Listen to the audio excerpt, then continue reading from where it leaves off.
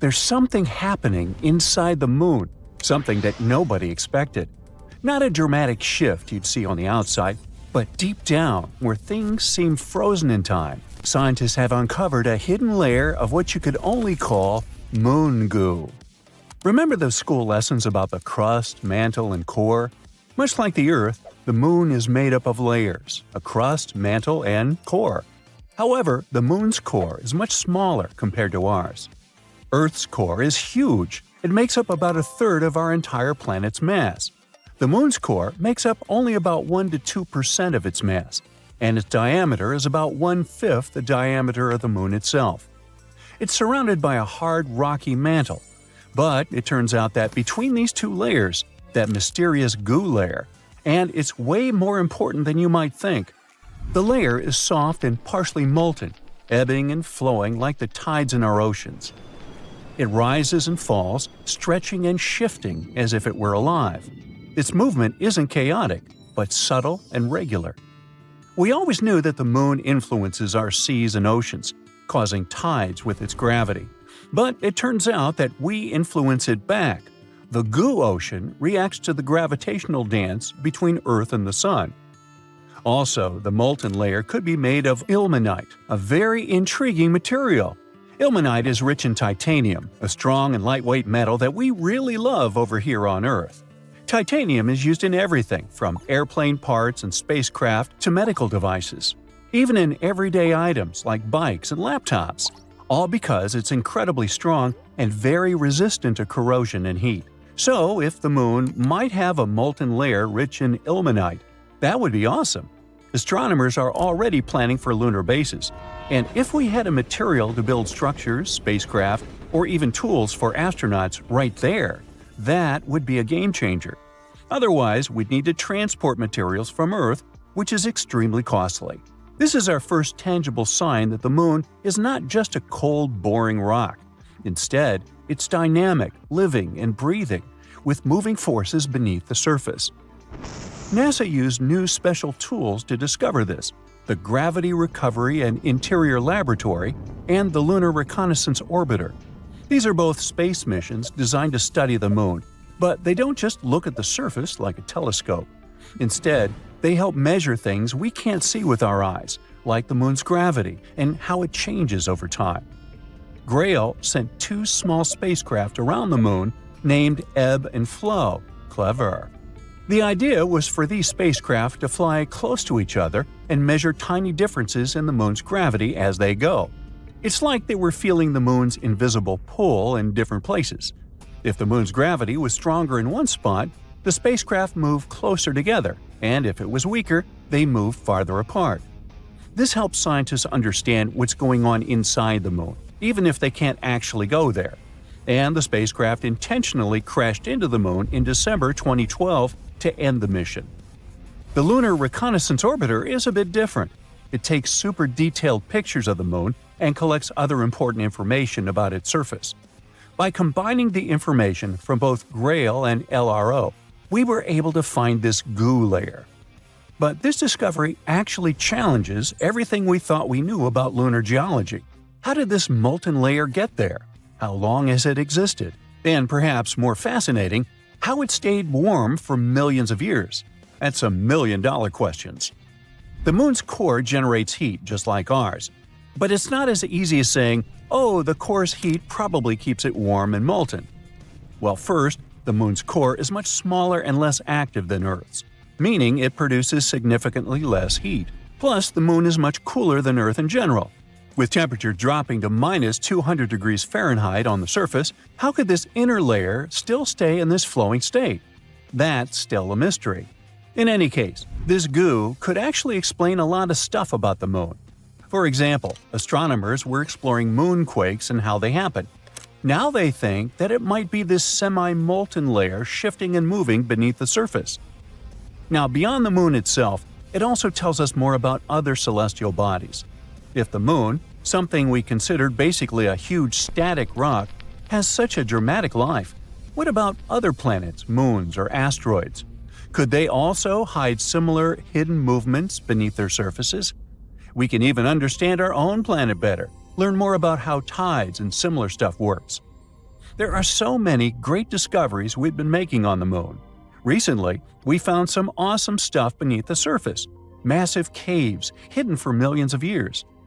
For over 50 years, scientists have suspected that the moon's surface is full of underground tunnels and caves. These are known as lava tubes because they were formed by lava. Duh! Millions of years ago, the moon was pretty unstable. It underwent some volcanic activity, causing eruptions. When a volcano erupts, lava can flow across the surface. As the outer layer of the lava cools and hardens, it forms a solid roof of dark material. It's actually what these famous dark spots on the moon are. These are dark, hardened remains of ancient lava. But the hot, molten lava continues to flow through the center. Once the eruption ends and the lava drains away, what's left behind is an empty hollow tunnel, hence a lava tube. On Earth, we have lava tubes in places like Hawaii or Iceland, where volcanic activity has created similar underground tunnels. The same thing happened on the Moon billions of years ago, although they're much crazier compared to ours. In fact, lunar lava tubes are now thought to be some of the largest and longest in the entire solar system. One such cave was discovered beneath the famous Mare Tranquillitatis, the place where Apollo 11 first landed, and it's at least 340 feet deep. Now, all these lava systems have remained hidden just beneath the surface, untouched for millions of years. Only now, they finally managed to prove their existence. Scientists from the University of Trento in Italy found them using special radar technology and advanced computer methods. These techniques let you see underground by sending radar waves. The waves bounce back and give clues about what's hidden underneath. By analyzing the way these waves reflected back, the researchers could detect the shape and size of the hidden caves. Now, the best thing about this discovery is that we could build all our bases there. These caves protect from radiation, harsh winds, and meteoroids. NASA even found evidence that some of these caves stay at a steady 63 degrees Fahrenheit. That's some crazy coziness for the moon. And on top of that, there could even be some water there. So humans could take shelter inside these natural tunnels and build entire colonies on the moon. And I know what you're thinking. Could unexpected lunar monsters hide deep in those caves? Well, sure. There's a huge potential for exploring these caves and finding some awesome stuff. But even if we manage to find a miracle, like small life or microbial organisms, there's a 99% chance that there won't be actual animals or monsters. It would just be impossible for them to develop in such conditions. But it would make a great horror movie. Researchers want to send robots or drones to explore the tunnels first, and then see if they're safe enough for humans. And it's not just the US getting in on the action. China is also investigating the possibility of using these moon caves as a future base, showing that the race to explore and settle the moon is heating up.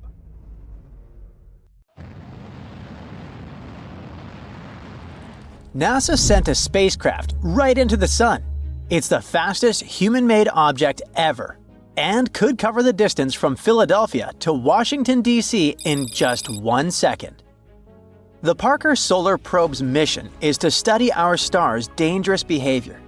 Scientists warn that massive solar storms are inevitable, and the consequences could be catastrophic for our planet.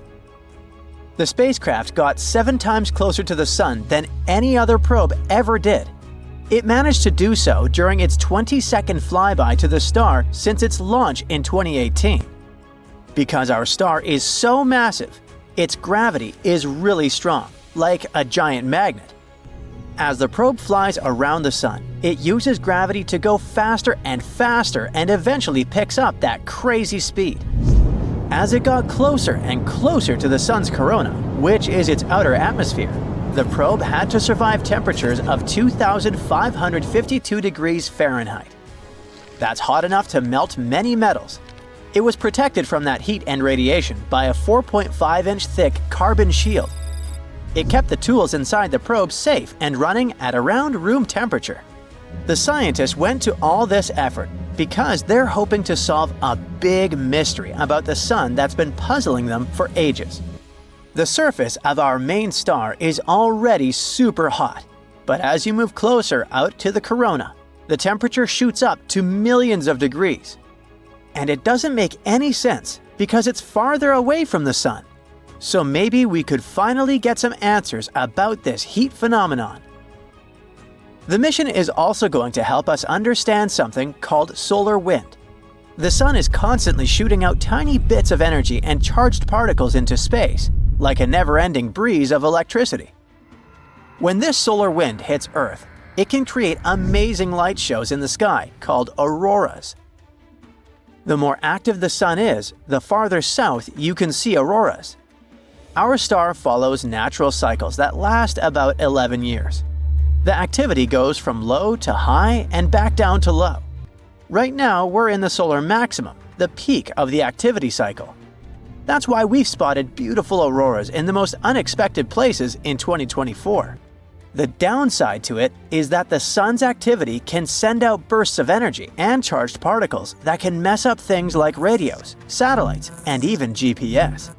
It can be dangerous, especially for astronauts out in space who aren't as protected as we are here on Earth. Humans wouldn't feel the compression of the planet's electromagnetic field because of all the extra radiation, but power grids are really sensitive to it.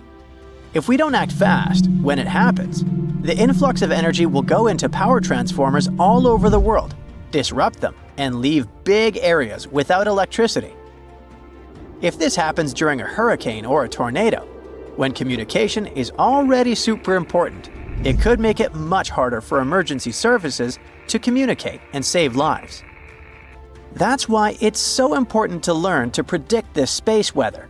It's tricky because, unlike most disasters, like earthquakes, floods, and volcanoes, it doesn't leave behind any kind of physical evidence. The only big solar storms we really know about happened in 1859 and 1921. The first one, called the Carrington event, was so wild that it made sparks fly from telegraph wires. The auroras were seen all the way near the equator. Scientists back then were using a special kind of paper that reacted to light to record solar activity. During the Carrington event, the reading from the sun went off the page, literally. Whatever was happening, it was so extreme that we still don't fully understand it. Then, there was the New York Railroad Storm of 1921. It was powerful enough to knock out telegraph systems across the US, Europe, and the Southern Hemisphere. The storm boosted radio transmissions for a bit, making them travel farther than usual. But back then, there weren't nearly as many radios, so it wasn't super helpful. The bigger problem was the electrical grid in the US, which was heavily damaged. Back in 1859 and 1921, people weren't as dependent on tech as we are now. If a storm like that hits today, the consequences could be way more catastrophic. Scientists from New Zealand who study space weather are working on simulations trying to prevent disasters from happening. They say one of the possible options to do it is to study other suns like ours elsewhere in space. If we get data from thousands of stars, not just one, the picture for analysis would be more complete. So far, scientists have launched or plan to launch several other missions in addition to the Parker Solar Probe. Meanwhile, NASA is working on another mission, launching Endurance, robotic moon machinery on steroids. Its main mission will be to collect samples from key lunar locations that will later be retrieved by astronauts from the Artemis program. These samples are spread across the largest impact basin on the moon, separated by hundreds of miles. To do it, Endurance will have to be way more advanced than Perseverance, NASA's current most cutting-edge rover. Endurance will drive roughly 100 times further, drive 10 times faster, and collect roughly 200 times more sample mass. Endurance would also be the first planetary rover to drive at night.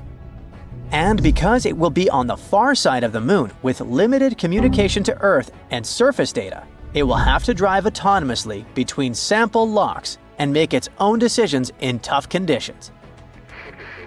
When it reaches its destination, it's going to switch to a more classic way of doing things.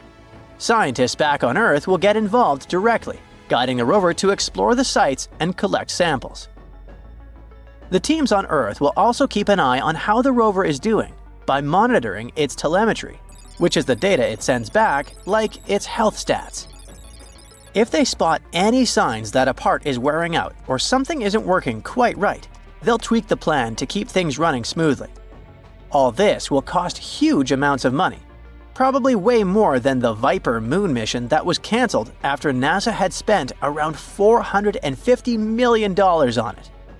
While Endurance is in the planning stage, the Blue Ghost lunar lander is already on its way to the moon. Its main mission is research. It will spend 25 days in Earth's orbit, taking measurements and waiting for the right time to fling itself to the moon. After 4 days in transit, Blue Ghost will hang out in lunar orbit for another 16 days to collect more data.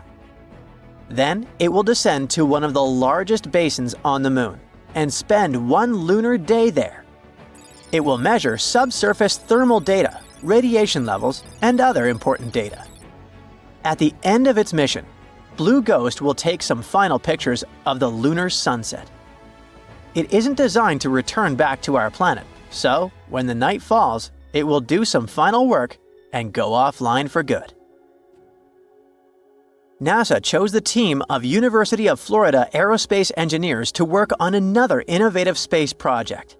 It will cost $12 million, and its goal will be to improve the way we track changes in tectonic plates and oceans on Earth from space.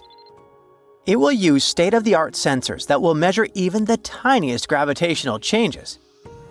The data it gets will help scientists monitor droughts, assess groundwater reserves, and better understand changes in sea levels. They expect to launch it around 2027 aboard a SpaceX Falcon 9 rocket. So, Mars has several faces. No, really. Back in 1976, when the Viking 1 orbiter was checking out the red planet, it spotted something interesting, a big structure that looked like a human face. It was in the region called Cydonia. It soon became very popular.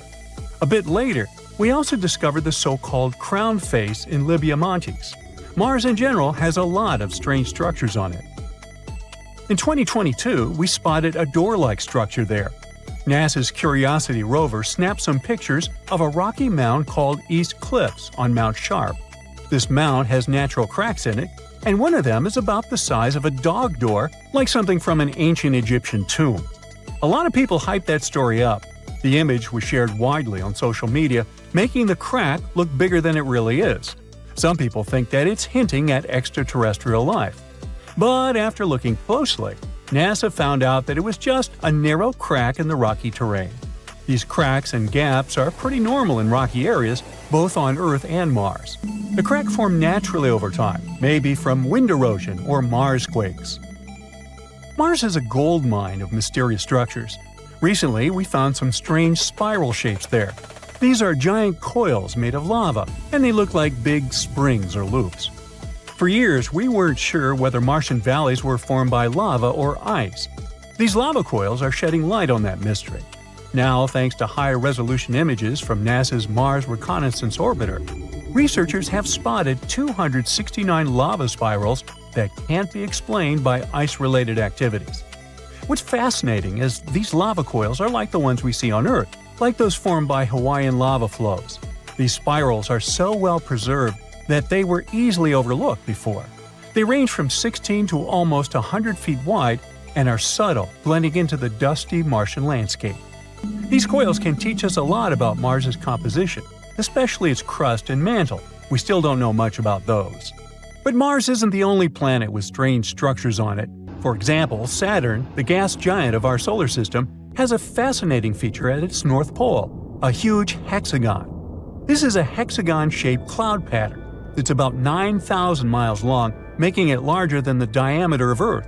It's thought to be a jet stream made of gases moving very fast, at about 200 miles per hour. This hexagon was first spotted by the Voyager mission in the 80s, and later seen up close by the Cassini mission in 2006. The Cassini mission noticed a change in its color from blue to golden over time. There are different ideas about why Saturn has this thing. One theory suggests it forms because of the way winds move at different speeds near Saturn's poles. Similar shapes were created in lab experiments when liquids were rotated at different speeds.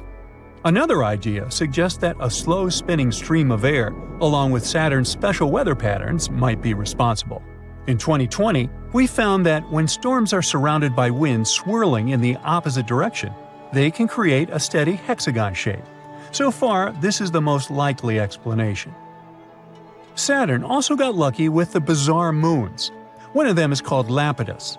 This moon has a weird feature, a huge ridge that wraps around its middle like a giant belt. This basically makes it look like a giant walnut. Where's my nutcracker? This ridge is incredibly tall by our standards, around 8 up to 12 miles high and stretching 124 miles wide. It covers more than 3/4 of the moon's surface and is considered the third largest mountain range in the entire solar system. Now, we don't have a clue about how this enormous ridge formed. It's unlike anything seen on other planets or moons. There's one idea, though. The ridge might be the remnants of a dead moon. Let's say billions of years ago, a colossal impact shattered chunks of material off Lapidus. These pieces circled around the moon, forming a mini-moon or sub-satellite. And over time, the gravitational pull of Lapidus tore this mini-moon apart, creating a ring of debris around it. As the debris from this ring fell back onto Lapidus, it built up the massive ridge we see today. They think this process happened quickly, maybe over centuries. Saturn's gravity didn't interfere because, luckily, Lapidus was quite far away from it. If Lapidus was closer to Saturn, its moon might have been pulled away. But we do need more simulations to see if this theory is true. Titan, another one of Saturn's moons, also has some weird stuff going on in its methane seas. Scientists have spotted these strange bright spots called magic islands that seem to pop up and disappear over time. We have no idea what they are. Titan's atmosphere is packed with complex organic molecules that clump together and fall to its surface like snow. These magic islands might be snow clumps that soak up methane and sink very slowly. But there's a problem. In water, molecules stick together, which is why stuff can float on top of it. But methane is different. It likes to grab onto other molecules, so it makes any solid thing sink immediately. Yet, these magic islands don't sink. There's a theory that these islands might be like sponges made of ice with lots of holes. When pieces of this holy ice come loose from the edge of the lake, they can float on Titan's seas for a bit before going down under. There are also other ideas, like bubbles of nitrogen gas or waves caused by wind. We need more research to know for sure. Moons like to be weird. Just look at our own one. In 1971, we found a patch with missing soil on our moon, and it looks like a blue lake. They call this mysterious spot Ina. We first spotted it during the Apollo 15 mission in 1971. Later, the Apollo 17 mission took clearer pictures of it. This spot, shaped like a bluish D letter, is one of the weirdest things on the moon. The color comes from special rocks rich in titanium called basalts. These rocks cover Ina's floor and make it look blue. There are also bluish areas near the edges of the mounds inside Ina. Ina is unique and probably has a long history. It might have had volcanic activity, with mounds that are about 3.5 billion years old. It's similar to the surface age of the volcanic field that surrounds Ina. Now, our moon has its own face, just like those on Mars. There's an area near the moon's south pole that looks like a face, but it's just a bunch of craters and shadows that happen to make an image resembling a face when seen from far away. These craters have been there for billions of years and cover about 16% of the moon's surface. Some of these craters might even have water and ice inside of them. You might be wondering why there are so many faces in our solar system. Well, that's because our brains are wired to recognize faces, even when there aren't any. It's a phenomenon called pareidolia. Our brains try to make sense of shapes, so when we see something that looks a bit like a human, our brain turns it into one because it's familiar. Like when you see a shadow figure on a chair with clothes, or even on Mercury. Some people see shapes like Mickey Mouse. So don't worry, it's not extraterrestrial life. It's our brains that play tricks on us, making us see familiar shapes like faces even where they don't really exist. Okay, I officially give up on the hope that the moon is made of cheese after all. Wow, not even Gouda. The shiny lunar ball, or a curved banana, or half of a coin, depending on what phase it's in, has different layers inside, just like Earth. One of these layers is called the inner core. About 20 years ago, scientists were observing how the moon rotates. Using that data, they concluded that it had a fluid outer core. But the inner core was hard to study, so they didn't know if it was solid like a rock or molten like a hot liquid. But things are clearer now. Astronomers have collected data from different missions, including the Apollo missions, where astronauts went to the moon and gathered information themselves. Plus, they've used a special technique called seismic data. This method is all about studying how sound waves move through things. Take earthquakes on our planet as an example. When an earthquake happens, it creates waves that travel through the ground. Scientists can detect and analyze these waves to learn more about Earth's interior. The same idea can apply to other objects in our solar system, or planets, or, in this case, the moon. When quakes or moonquakes happen, they generate sound waves, and by carefully listening to and studying these waves, scientists can create a detailed map of what's inside the object. They can figure out things like different layers, what they're made of, and how they're arranged.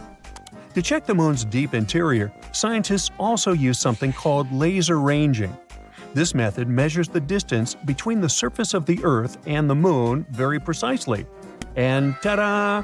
Our natural satellite's inner core is a dense, solid ball made of iron, just like Earth's. It's about 310 miles wide, which is nearly 15% the size of the entire moon. Researchers also have stumbled upon evidence that supports the theory that the layer between the moon's surface and its core, called the mantle, has been moving around as the moon evolved over time.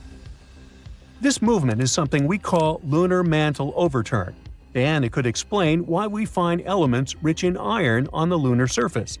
Mantle material ends up being carried upward, and the volcanic rock remains in the moon's crust. Some of the materials in this rock were too dense, like me, so they just sank back through the lighter crust material all the way to the core mantle boundary. It's like a cycle where the moon's mantle material goes up during volcanic activity, carries iron-rich elements to the surface, and then sinks back down. There's another mystery scientists have been trying to solve. What caused the moon's magnetic field to weaken and nearly disappear over time? It seems that now that we know about the iron core and the global mantle overturn, we might get some more answers about the moon's magnetic field. Knowing what the inner core is like can help us better understand the moon's history as well as the history of our entire solar system. Now, one of the theories that's widely accepted about the origin of the moon says there was a massive collision between Earth in its early stages and another mysterious object in our solar system. It's called the Large Impact Theory, and this collision was so strong it ripped off a big chunk of the primitive molten Earth. I mean, not so big compared to what's left. If you put a US nickel next to a green pea, you get a good idea of how big our planet is compared to the moon. Now, this chunk was set into orbit around our planet, and this might have happened about 95 million years after our solar system formed. The object that collided with Earth could have been about 10% the mass of our home planet and roughly the size of Mars. Well, it makes sense. Earth and the Moon do have similar compositions after all. Of course, there are other ideas about how the Moon formed. One says that the gravitational force of our planet captured it. This means that the Moon was just an object innocently passing by when suddenly it got attracted and pulled into Earth's orbit. There's even a hypothesis that Earth stole the Moon from Venus. Ooh. In that case, the Moon shouldn't complain. I guess the view is way better here. So yeah, the Moon and Earth are similar when it comes to rocks and some minerals. But the Moon doesn't have the same atmosphere as our planet. Its atmosphere is thin and consists of some weird gases that include potassium and sodium, which is not something you can find in the atmosphere of Mars, Venus, or Earth. And the rocks on the Moon don't contain water. But that doesn't mean there's no water at all up there. A long time ago, in the 17th century, astronomers saw large dark spots on the Moon's surface. One of these astronomers thought these spots looked like oceans, and he called them maria, which means seas in Latin. Other astronomers also made maps of the Moon, and they used the term maria to describe these dark spots. For example, Mare Tranquillitatis translates to Sea of Tranquility, where Apollo 11 made its touchdown. But it seems those dark spots are not actually oceans. They are plains made of hardened lava that erupted long ago. These volcanic eruptions left behind smooth flat areas called basalt plains. In the late 1800s, one sky watcher studied the moon and found it didn't have an atmosphere. Without an atmosphere, there are no clouds and no air to keep water from evaporating. So scientists thought that any water on the moon would just disappear right away. They believed the moon was totally dry. But then, in 1961, one physicist had a different idea. He pointed out there could be water on the moon in special areas called permanently shadowed regions. These are spots on the moon where the sun doesn't shine, so they stay dark all the time. Water ice could exist in these dark areas because they're extremely cold and the ice wouldn't evaporate. But when astronauts from the Apollo missions went to the moon, they brought back soil samples, and scientists found no signs of water in them. So everyone went back to thinking that the moon was completely dry. In the 90s, NASA focused on these shadowed craters and found high concentrations of hydrogen, which meant there could be ice at the moon's poles. They still weren't certain, so they kept digging and, after a while, found hydrogen trapped inside tiny beads of volcanic glass. Since there are no active volcanoes on the moon today, which means water probably was present on the moon when these volcanoes erupted long ago.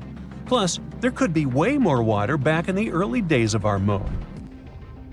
In 2020, NASA's SOFIA mission showed us what we'd been looking for a really long time. There is water on the moon after all. It turns out the water is hidden within the grains of lunar dust or sticking to the surface in the sunlit areas of the moon. So there are no oceans like we have on Earth, but at least there's something. The question remains, how did water even get there? It seems the moon had a chaotic history back at the time when it was forming, as probably most of the planets and moons in our solar system. So there is some evidence that water came there from comets hitting its surface back in the old days, or maybe even keeps on coming from those that are slamming into the moon right now. We're talking about a chaotic situation where icy micrometeorites collide with the moon's surface, and dust then makes an even bigger mess when interacting with the solar wind. But we're waiting to find out more about this. Because, as we all know, when you mention water, you also inevitably talk about life. That's why we want to know more, for instance, about all that ice hidden in polar craters on the moon. Maybe it can teach us more about how life developed on Earth. Maybe comets brought all the necessary elements here. Then, what if there are some of those elements stuck in the ice on the moon, too?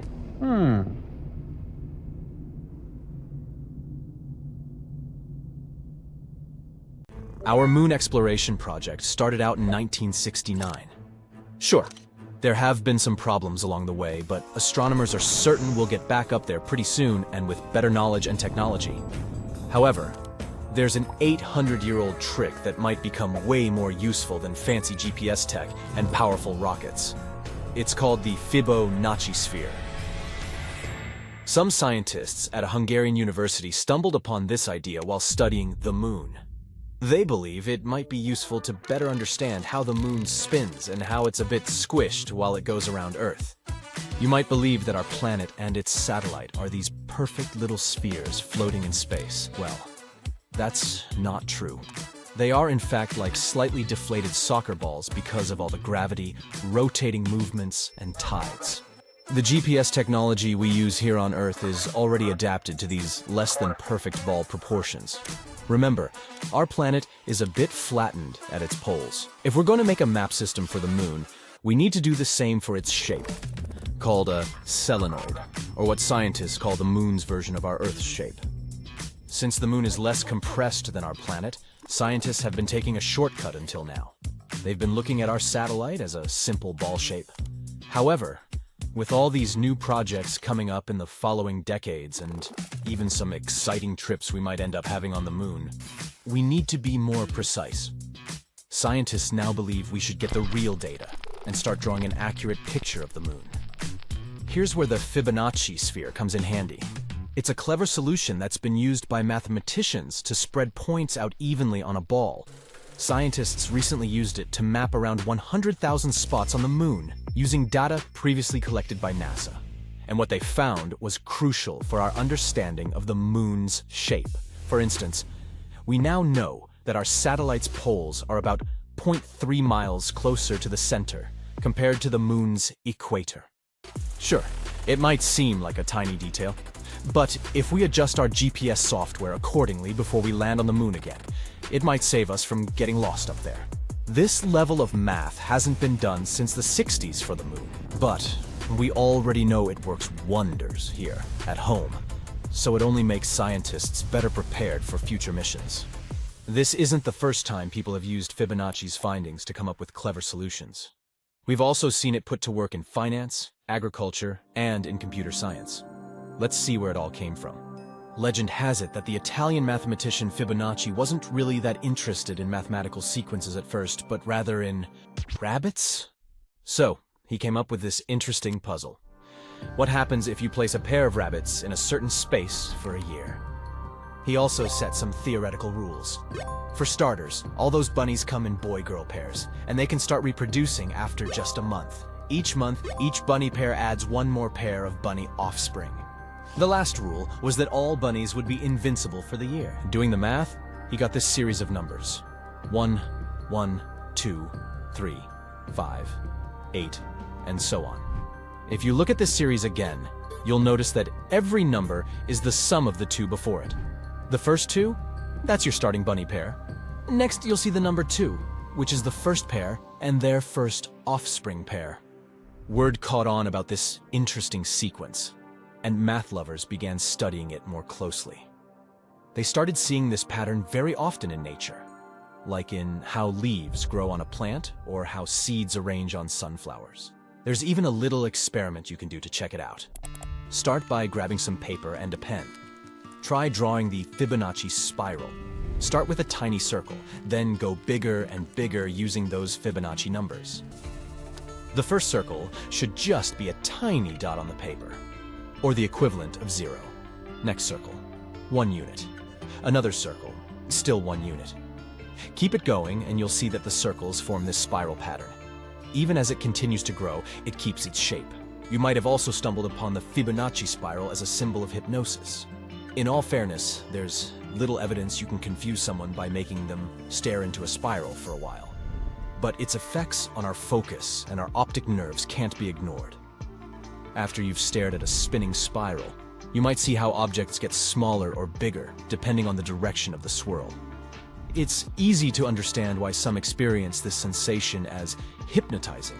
This interesting series of numbers appears in our day-to-day lives, even if we don't notice it. It can also be used in more practical instances, like converting miles to kilometers. Let's look at the series 1, 2, 3, 5, 8, 13. Pick any two numbers side by side. Say 13 and 21. Do the calculations and you'll notice that 13 miles is about 21 kilometers. Same with 34 and 55. Music and math might not seem like they're connected. But if you had asked the great Mozart, he probably wouldn't have agreed. It seems he was very passionate about numbers from early on in his career. He loved finding cool number patterns in music, like some sort of hidden messages. His own sister even remembered him doodling math all the time, even on the sides of his music sheets. Some scholars believe he might have even played around with the Fibonacci numbers. If that's really the case, then he might have used the ration to balance out parts of his tunes. What about other types of art? Well, it's also said that Leonardo da Vinci used the golden ratio in his masterpieces, like the Vitruvian Man and the Mona Lisa.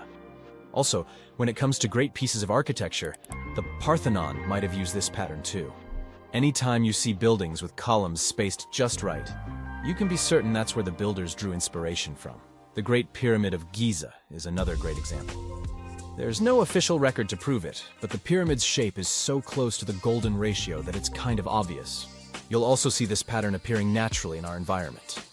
Go out in our garden and check to see if you have any pine cones lying around. See those scales? They're set up in a pattern according to the Fibonacci sphere. Even the bones in our body seem to be growing based on the same proportions. We've got one torso, one head, and one heart. Then there's stuff that comes in pairs. Our arms, legs, eyes, and ears, for instance. For the number 3, think about the composition of our limbs and the 3 main sections in our hand. The wrist part, the middle palm part, and our fingers, which are also split into 3, by the way. Oh, speaking of fingers, their bone lengths have this ratio too. This design helps our fingers move smoothly, especially when grabbing objects. The Fibonacci sequence can be seen in the way ocean waves curve, and how rivers split and flow too. Weather patterns can also follow this rule.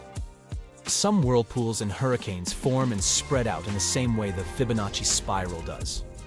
Zoom out, and you'll see that spirals aren't just found here on Earth. They're also everywhere in space, and it isn't random.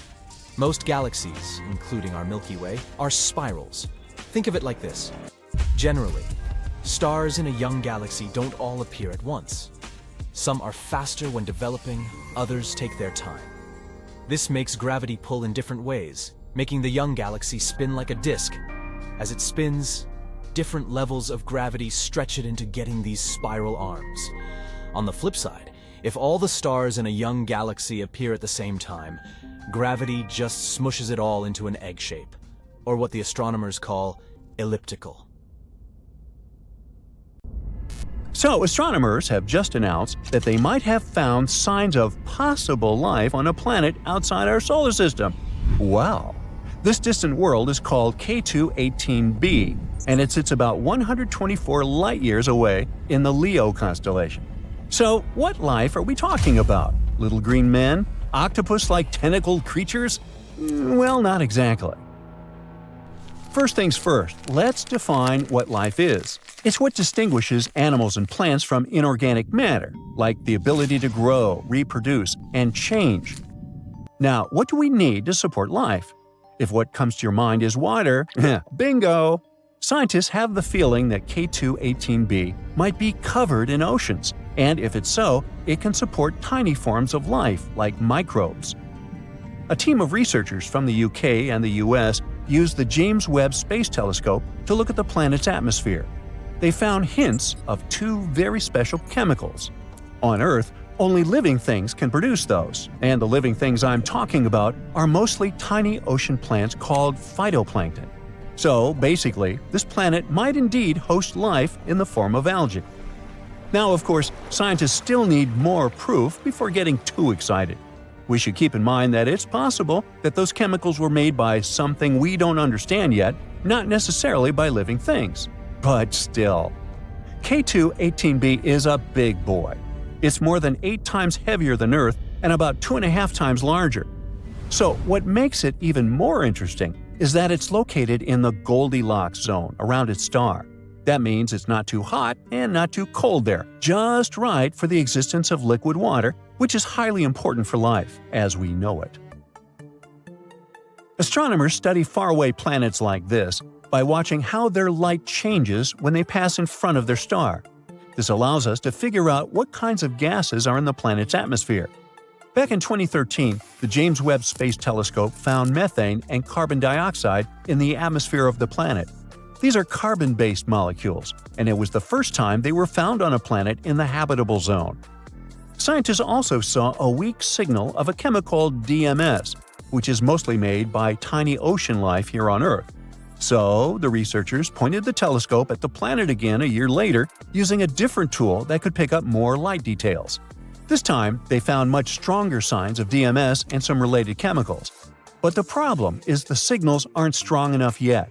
They haven't reached something called the 5 sigma level, a parameter scientists use to confirm discoveries. Plus, even if the DMS really is there, it doesn't automatically equal the existence of life. Scientists once found DMS on a comet, which means that it can be produced without some kind of life taking part in the process. And still, the amount of DMS on K2-18b looks way higher than anything seen on Earth. That's why some astronomers are sure it's coming from something living. K2-18b has been a top pick for what scientists call a Haitian planet. This term means a big, watery world with thick hydrogen atmosphere. It's not the kind of place where extraterrestrial civilizations like in movies would live, but it could be home to tiny life forms, like the microbes that once lived in Earth's oceans billions of years ago.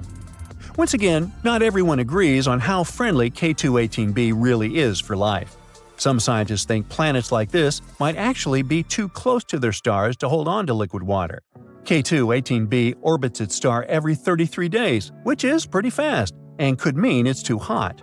That's why some experts claim that even if the planet has any water at all, it might be boiling. Or maybe it's not water, but oceans of lava. But most scientists agree on one thing: we should wait and see.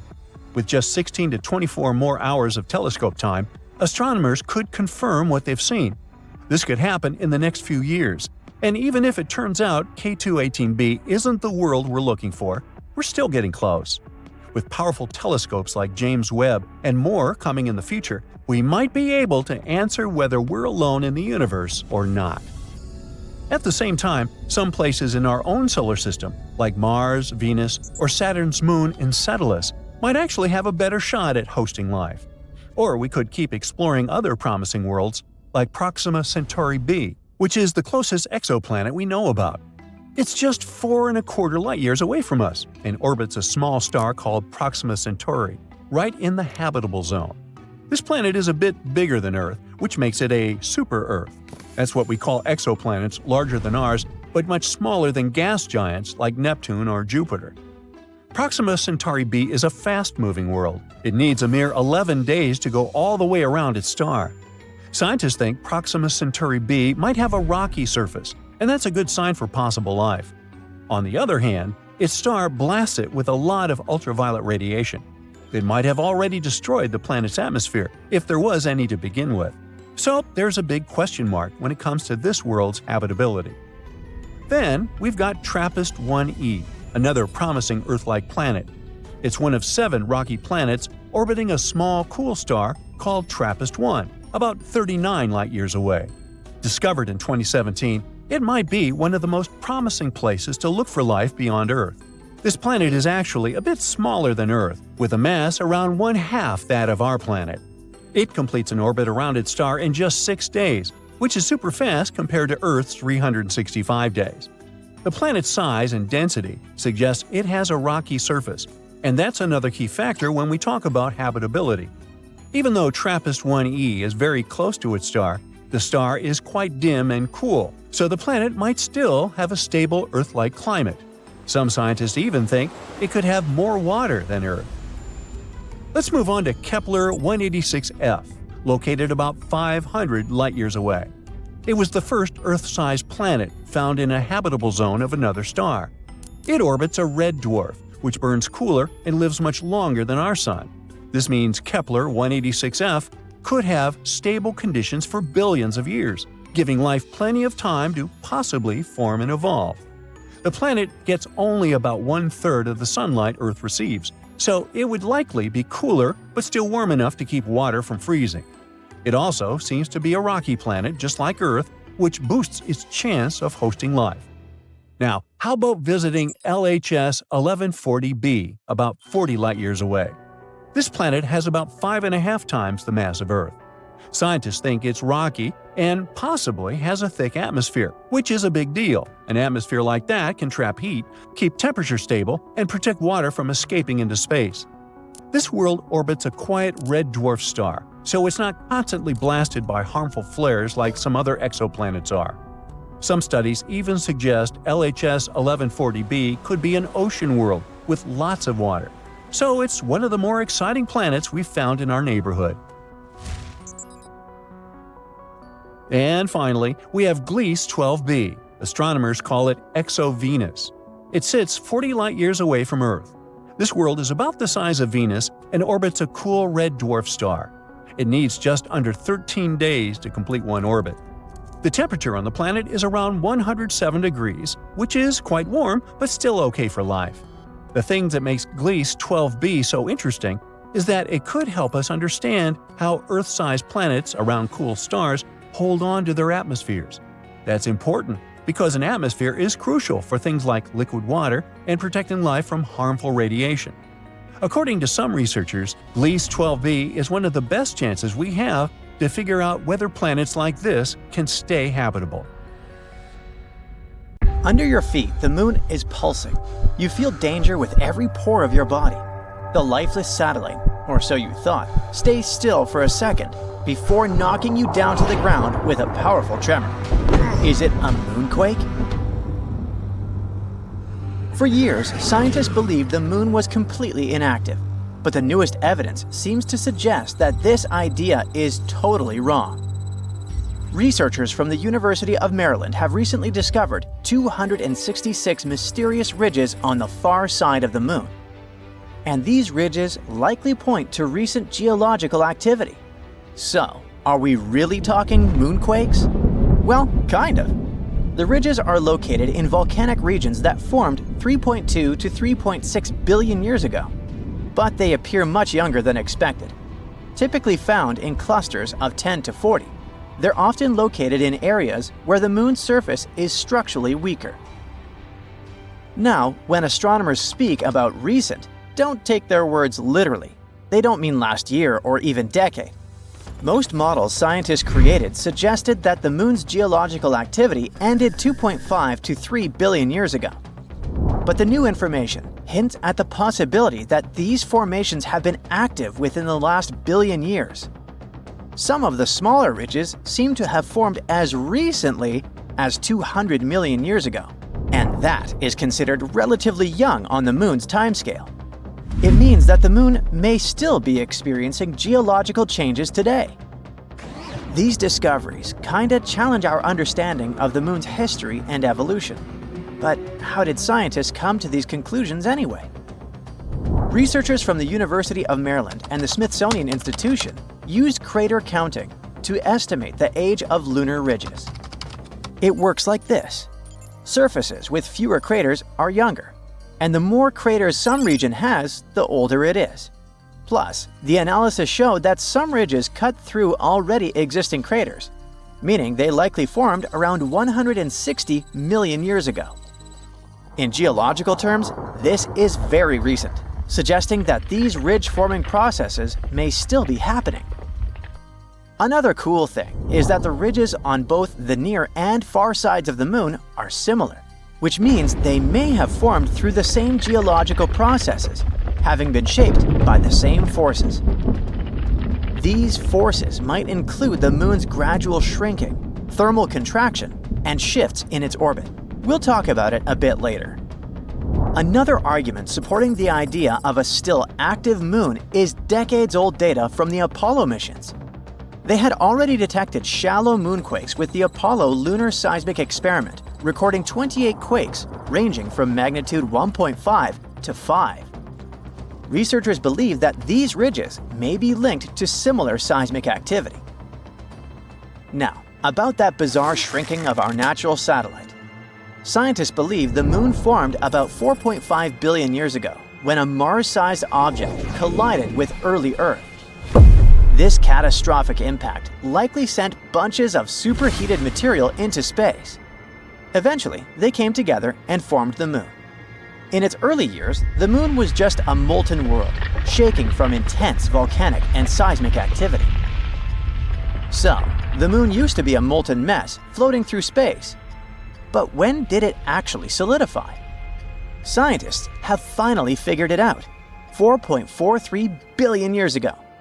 This was a huge turning point, not just for the moon, but for Earth too. After all, the giant impact that formed the moon might have also been the final blow that made Earth stable enough to support life. In any case, billions of years passed. The moon gradually cooled and contracted. And now look at this modern-day rocky sphere illuminating our nights. But the moon isn't completely rigid yet. It still keeps cooling. And this slow cooling of its core might be one possible reason for the moon's continued activity. As it cools, the moon's interior contracts, which leads to cracks and shifts in the crust. One of the clearest signs of this contraction is found in the lunar maria. See these large, dark patches on the moon? Those are called maria, areas formed when lava filled ancient asteroid impact craters and then solidified. Then, over time, the cooling and contracting crust created these wrinkle ridges. Another factor of the ongoing geological activity could be the moon's gravitational interactions with Earth. Such non-stop powerful interactions likely create surface stress and trigger tectonic movements. It's all good and exciting, but can this activity on the moon actually affect humans? In a sense, it can. The moon has long been seen as a stable place for future bases and resource extraction. But the discovery of this ongoing geological activity is pretty worrying. If the surface is still shifting, future settlements, infrastructure, and mining operations could face serious risks. That's why, at the moment, we need seismometers and ground-penetrating radars to better understand these movements. It will allow us to assess potential dangers before any long-term missions begin.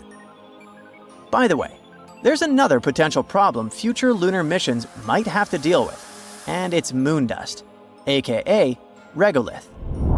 Apollo astronauts quickly learned that this jagged, sticky dust gets everywhere and can damage suits, equipment, and even health.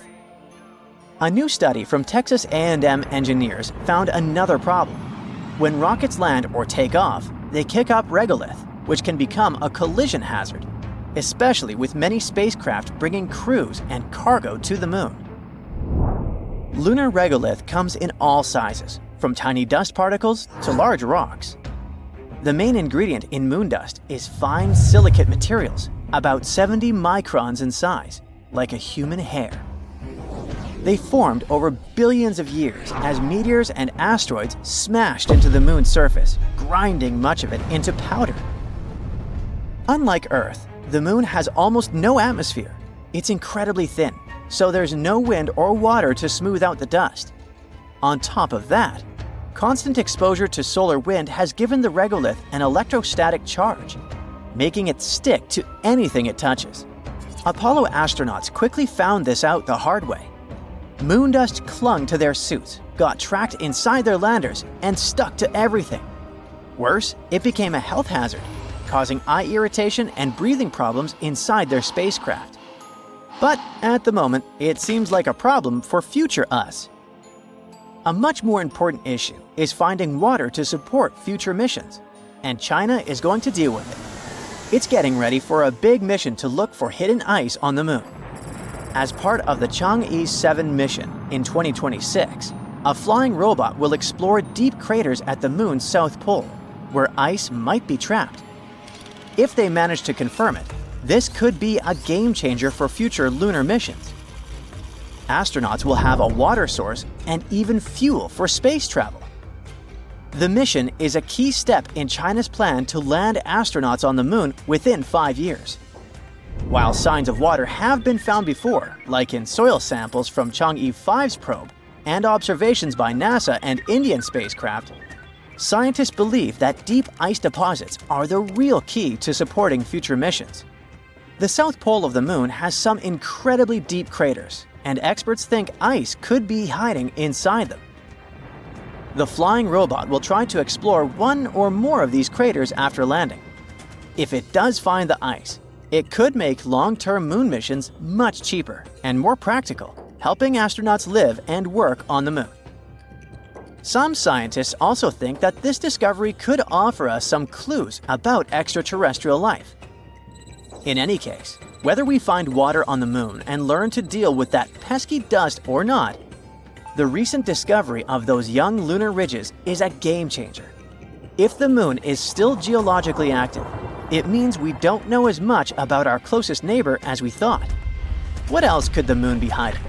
Are we really prepared for the idea that this lifeless satellite might actually be more dynamic than we imagined? Future missions, which might not be as safe as we once believed, will probably show. Consider now Enceladus, Saturn's icy moon, one of the most promising places to look for life outside Earth. Scientists have just detected the last one of the 6 necessary ingredients for its formation, phosphorus. This rarest element has been discovered in an ocean on Enceladus. This rare element helps make the soil fertile on Earth. But the concentration of this mineral in the hidden seas on the distant moon might be from 100 to 1,000 times greater than in the oceans of our home planet. It might be because Enceladus, this ocean is rich in carbonates, just like soda water, and this soda water is likely to dissolve the phosphates in the moon's rocks. The new discovery also suggests that on other icy moons of Saturn, like Titan, the waters may be loaded with phosphorus too. Why are scientists so excited about this mineral? Well, phosphates, which are compounds that contain phosphorus, are crucial components of life on Earth. DNA, RNA, and cell membranes contain them. But among those 6 elements required for life, which are carbon, hydrogen, nitrogen, oxygen, phosphorus, and sulfur, phosphorus is the least common. In 2004, the Cassini space probe entered the dust from the second outermost ring of Saturn, called the E-ring. It's made up of ice grains in Cetulus ejects. And while studying these ice grains examined by Cassini's cosmic dust analyzer, researchers have detected phosphorus. Enceladus Is the 6th largest moon of Saturn. It's not really large, only 314 miles across. This makes the space body small enough to fit inside Arizona. We should try that sometime. Interestingly, when the Cassini space probe first arrived at Saturn, astronomers thought that Enceladus was going to be a frozen ball of ice. But then, surprise, surprise, they spotted plumes of icy particles and water vapor erupting from geysers on the moon's surface. It became clear that there was a global ocean between the moon's rocky core and its icy shell. The same researchers previously discovered that Saturn's moon might be home to complex organic molecules too. Before, scientists thought phosphates could be trapped within the rocky cores of Enceladus and similar worlds. That's why the newest works, which hint that phosphates might also be abundant in the ocean, came as a surprise. Researchers examined 305 ice grains from Saturn's E-ring and found out that 9 of them contain phosphates. And these results were clear and unmistakable. And it's very important because some time ago, phosphine, a compound of hydrogen and phosphorus, was believed to exist in the clouds of Venus. But no one has managed to find any evidence to support this theory. On Enceladus there's no controversy, and phosphates do exist there. Astronomers consider Europa one of the most promising places in the solar system to search for new life forms. All because this moon has a huge saltwater ocean with a depth of 40 to 100 miles. Yes, it is hidden under a layer of ice that is estimated to be from 10 to 20 miles thick, but it is still potentially habitable. Astronomers claim that plumes of water erupt from cracks in the ice shell and release the contents of the moon's ocean into space. Of course, it's going to be challenging for any life-seeking mission to access such a deep environment. On the bright side, as we are, scientists already have some evidence that there are way shallower pools that probably lie much closer to the surface of the moon. They might be located even less than 1 mile under the ice. And there are 2 great things about this news. First of all, it boosts the odds of life existing on Europa. And secondly, if it's true, it can make it easier for future missions to find these life forms, if there are any. Then we've got Titan, Saturn's largest moon. It's smaller and has lighter gravity than Earth, but it still reminds us of our planet.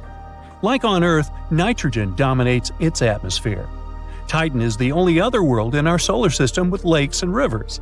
These water bodies are made of hydrocarbons, methane, and ethane. There's also a subsurface ocean of water, but it's located very deep down, and no one has figured out yet if this ocean makes contact with anything under the surface. If it does, it could provide fuel for life after mixing with complex chemistry on the surface. But Enceladus and the other icy moons aren't the only place in the solar system that might host or once hosted life. In 2003, Mars Express, a spacecraft launched by the European Space Agency, discovered methane in the atmosphere of Mars. On our planet, the biggest part of this gas in the atmosphere is produced by living creatures, for example, by cattle digesting food and emitting, gas. However, scientists think that methane was stable in the Martian atmosphere for about 300 years. And then, in 2006, the methane almost entirely vanished from the red planet. And it happened 600 times faster than the researchers' model accounted for. The question? What or who generated the gas, and where did it go? Another Martian mystery is microbes that might be sleeping beneath the surface of Mars. There, they might have been protected from the harsh radiation coming from space for millions of years. Scientists simulated the conditions on Mars in a lab to check if it could possibly be true. And they were amazed to find out that bacteria could easily survive in such conditions for 280 million years. Ooh, that's a long shelf life. This means that if life existed on Mars, we could find the evidence in the planet's subsurface by drilling into the Martian soil. Right now, there is no flowing water on Mars, and cells or spores would simply dry out. Plus, the frozen temperature is similar to that of dry ice. In other words, it's deeply frozen. Let it go. And still, there could be 6 types of bacteria and fungi living underground on the red planet. The most likely of them is nicknamed Conan the Bacterium due to its tough nature. Well, I guess time will show. Anyway, if we don't find life outside Earth in our solar system, we could probably look for it on exoplanets, which is what planets outside our star system are called. Some of them look very promising. The closest to Earth exoplanet is Proxima Centauri b. It's a mere 4.2 light-years away from Earth. Recently, astronomers have found out that this world might resemble Earth even more than they previously thought. It's just 17% more massive than our home planet. It orbits a star that is dimmer and less massive than the Sun. Proxima Centauri b is in the middle of the star's habitable zone. This means that the chances of liquid water and life might exist on the planet. It looks like the exoplanet is tidally locked with its parent star. One of its sides faces the star at all times, and the other is always in the darkness. Scientists haven't figured out yet whether the planet has an atmosphere, is traveling too close to its star, and completes one orbit within 11 Earth days. The radiation from the star might be pulling the planet's air away. If this is the case, Proxima Centauri b isn't likely to have liquid water on its surface. Gliese 832c is 16.2 light-years away from Earth. In the cosmic scheme of things, it's a stone's throw away. This exoplanet is 5 times as massive as Earth and travels much closer to its parent star. That's why a year on this planet lasts a mere 36 days. But since this star is a red dwarf, much cooler and dimmer than the Sun, Gliese 832c gets as much light and heat as our planet. At the same time, it's still unclear if it's similar to Earth. The planet probably has a much thicker atmosphere that creates a runaway greenhouse effect. This phenomenon occurs when a planet absorbs more heat from its host star than it can release back into space.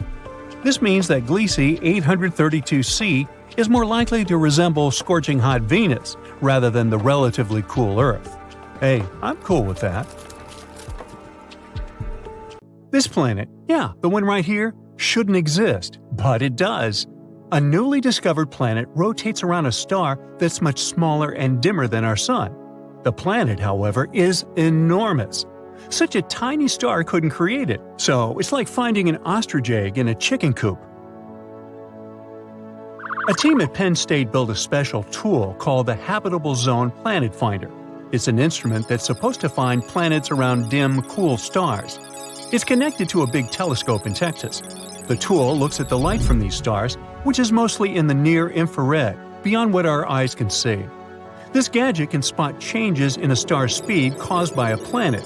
If the star movement slightly changes, that means there must be a gravitational pull nearby. Years ago, this technique helped find the first known exoplanet around a star like our Sun. Today, we've improved this method to make more precise measurements.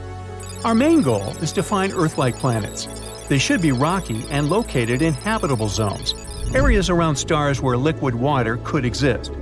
The Doppler technique isn't that great at finding Earth-like worlds yet, but works well for cool, dim stars. And that's how we discovered the impossible LHS 3154b. Planets usually form in disks made of gas and dust in space. Picture a flat, spinning cloud of tiny particles. These particles come together and stick to each other, creating a flat, rotating disk. Over time, these tiny bits combine to form a solid core. This is the starting point for a planet. Once the core is there, It attracts more dust and even gas like hydrogen and helium. But making a planet this way isn't easy. They need a lot of stuff, mass, and materials. This process is called core accretion. Stars are a huge help in that process. Usually, big stars have more gravity, so they can gather more stuff to form planets. But the star we discovered recently isn't very big. It's 9 times smaller than our Sun. A star this small shouldn't have a big enough disk to make a heavy planet. To do that, its disk should have been at least 10 times bigger. But this heavy planet, LHS 3154b, exists. Now, this mysterious planet is 13 times heavier than our Earth. It's similar in size to Neptune. It's about 50 light-years away from us in the Hercules constellation, which, in space terms, is very close. The planet is also super close to its star, completing 1 year in almost 4 days. This discovery is making scientists rethink their ideas about how planets and stars come into existence. There are new theories coming around. For example, a theory called gravitational instability. It says that, instead of the pieces coming together bit by bit, the material in the disk collapses all at once, directly creating a planet. But even with this theory, it's hard to explain how such a heavy planet could form without a really massive disk.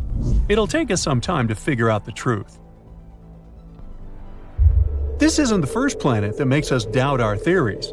Recently, scientists found another planet called Hala. This planet is orbiting a star called Baekdu, and just like the previous one, it shouldn't really exist. It's way too close to its star. Stars change a lot during their lives. Normally, when a star becomes big and prepares to leave this world, it's called the red giant stage. A star like that tends to destroy or push away any nearby planets, creating a huge mess. Hala rotates around a red giant, and it should have been swallowed or destroyed by the expanding star a long time ago. But it's still hanging there. Even though Baekdu has already started burning helium and shrunk to a smaller size than expected, Hala isn't bothered in the slightest. Scientists call Hala the Forbidden Planet. Ooh. This discovery challenges what we thought about how planets survive near aging stars. It raises 2 theories. One suggests that Baekdu was once 2 stars, a white dwarf and a red giant. Hala orbited them both, and they merged before the red giant fully expanded. This allowed Hala to survive because the extra helium from the white dwarf prevented the red giant from growing too much. The second theory says that Hala formed from the debris created when the 2 stars merged.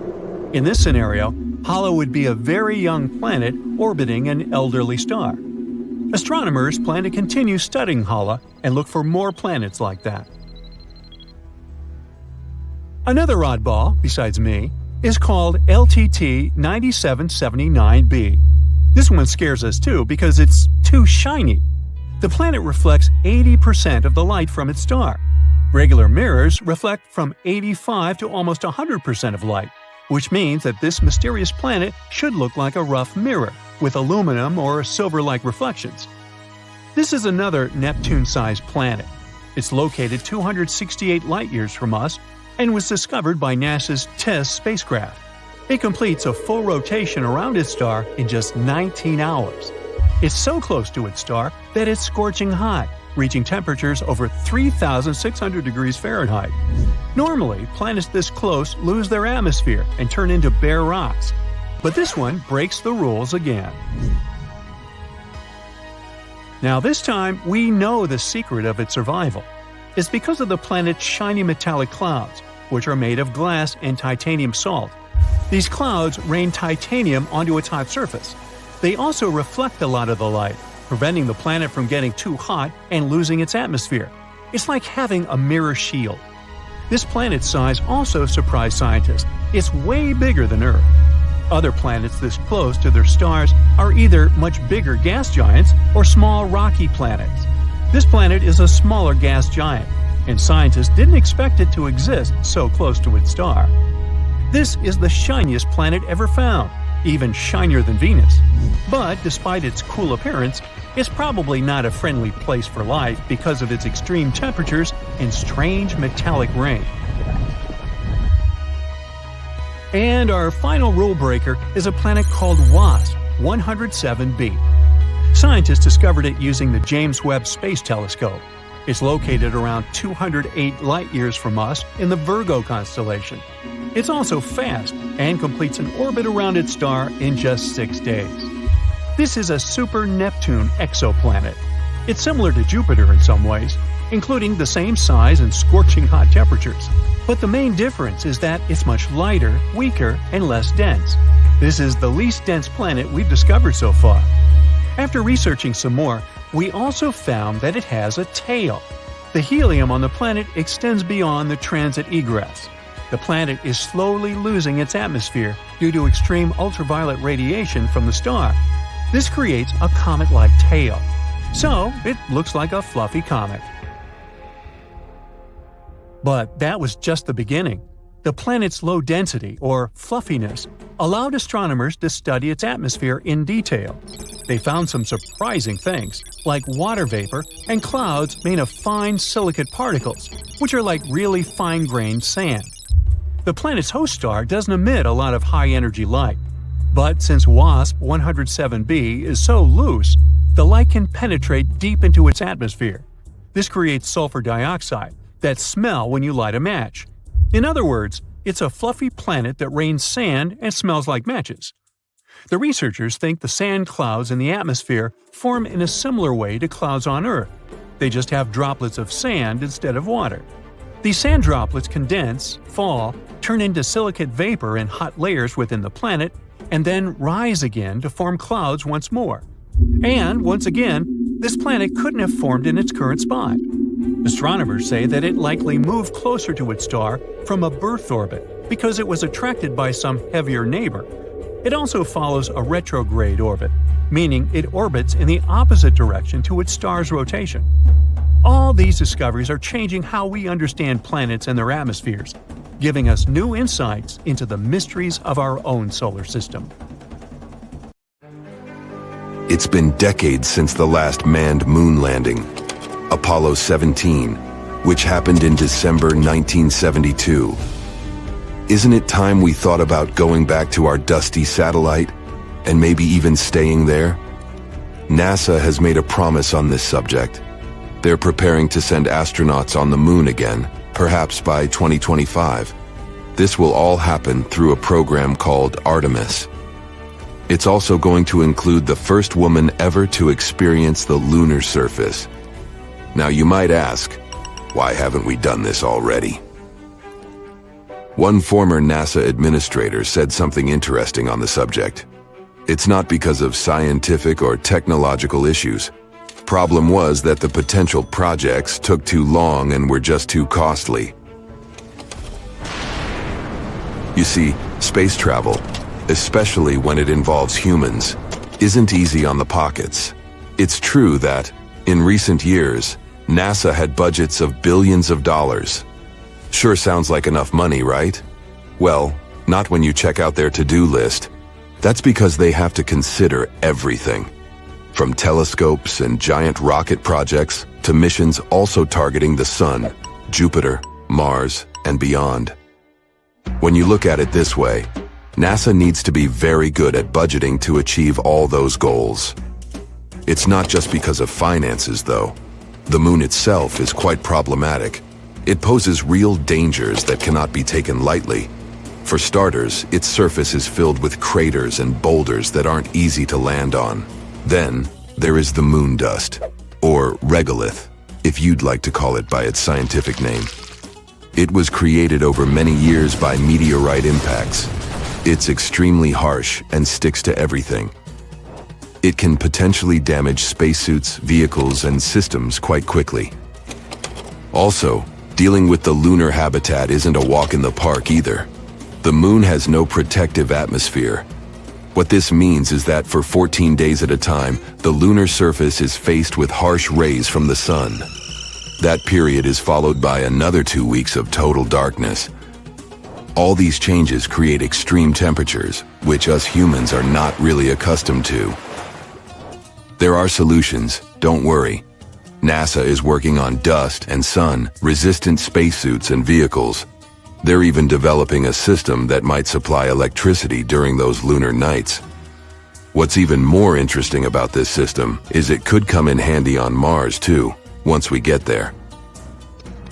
NASA also needs to draw in really smart people for its projects. Think about it. The average age of the people working for the mission control for Apollo 13 was just 26 years old.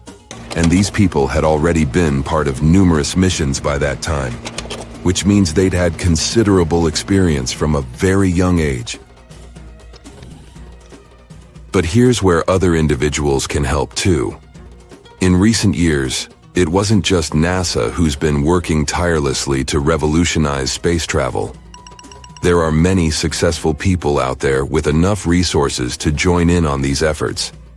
Some are developing new types of rockets that can land on the moon too. In total, NASA landed 12 people on our satellite. It's definitely one of the most awesome moments in its history, if not the best. And those astronauts did amazing things up there. They brought back rocks, took snapshots, did science experiments, and even left flags behind. These were all important moments of the Apollo missions. But they weren't meant to create a safe place for humans on the moon. Scientists have had this idea of a lunar space station for a long time now. It's only logical. After all, it's just a 3-day trip from Earth. It means we can, technically, afford to make little mistakes here and there, without messing up the whole project. Plus, we'd learn so much before venturing even further into space. A moon base could provide fuel for deep space missions. We could also build telescopes up there and launch them way easier in space. It could also help us in another important project: figure out how to make Mars habitable too. Not to mention, a lunar space station would help us learn more about the moon's origin. Who knows, it could even bring in some money because of all that fun, exciting lunar tourism. Either way, the Apollo moon program took a lot of work. For starters, let's look at the sheer number of people involved. Around 400,000 from every corner of the states. Not everything was picture perfect, tough. There were two main unfortunate events. Firstly, a fire mishap at the launch pad of Apollo 1. Secondly, an oxygen tank decided to throw a tantrum on Apollo 13, causing severe issues mid-mission. An important part of the project was Saturn V. It is to this day the most powerful rocket flown successfully, being 36 stories high. Still finding it hard to picture? This rocket stood twice as tall as Niagara Falls. Thanks to Saturn V, NASA successfully completed 13 missions. This included chauffeuring 24 astronauts towards the moon, with half of them even having a little walk on its surface. The existing rockets and space shuttles can't go beyond low Earth orbit. In simpler terms, they can't reach the moon with all the gadgets astronauts need to thrive. Current space vehicles are just not capable of carrying that load, at least not since the Apollo missions happened. Regardless, we did make a lot of progress on Earth and are ready to send astronauts to our satellite pretty soon. Here's where the Artemis project comes in. It's a program overseen by NASA. And to make sure it all goes well, NASA previously launched Orion, a spacecraft with no crew on board to orbit the moon and return to Earth. Think of it as an automated test drive. Before we actually send people out there again, we need to make sure all the devices work properly. One day, Orion will be the vehicle that will take astronauts to the moon again. It features a launch abort system to keep astronauts safe in case something bad happens during launch. It also has a service module, which is the powerhouse that fuels and propels Orion and keeps astronauts alive with water, oxygen, power, and temperature control. All these future projects make one wonder, what will life on the moon be like anyway? We can only use our imagination for now. Some say we'll be living in homes straight out of a fairy tale, something like a cozy hobbit hole. Living underground on the moon might be a must, That's due to the scorching temperatures and the lack of oxygen.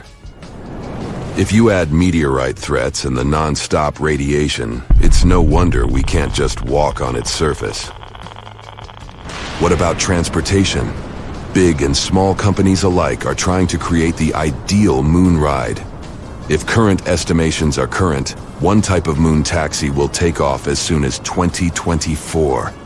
Unlike our current rockets, these space taxis won't have to deal with the harsh conditions of re-entering Earth's atmosphere. It will be easier for them to make multiple round trips. To support our lunar living, we'll need to have a special area for space taxis to safely take off and land. Think of it as a landing pad on a firm, flat stretch of moon surface, protected by walls to shield against moon dust. Moving around on the moon's surface will be made easier too. The next generation vehicles we're talking about will have their own controlled environment, which means you won't need a spacesuit while inside. Should feel like stepping out of your space ride for a bit. Then of course, you'll need to put on your spacesuit. All right. So we've got our homes and our rides sorted. But what about fuel? That's where the moon throws us a lifeline. The moon's lighter gravity means we don't need as much power to escape its pull. Plus, the moon has ice, and that's super handy. We might be able to convert this ice into rocket fuel. We'll need dedicated space gadgets to help gather this ice. One such tool is called Trident. It's like a drill, perfect for digging into the icy moon surface. Additional robotic helpers would then turn this ice into fuel and deliver it to a space gas station.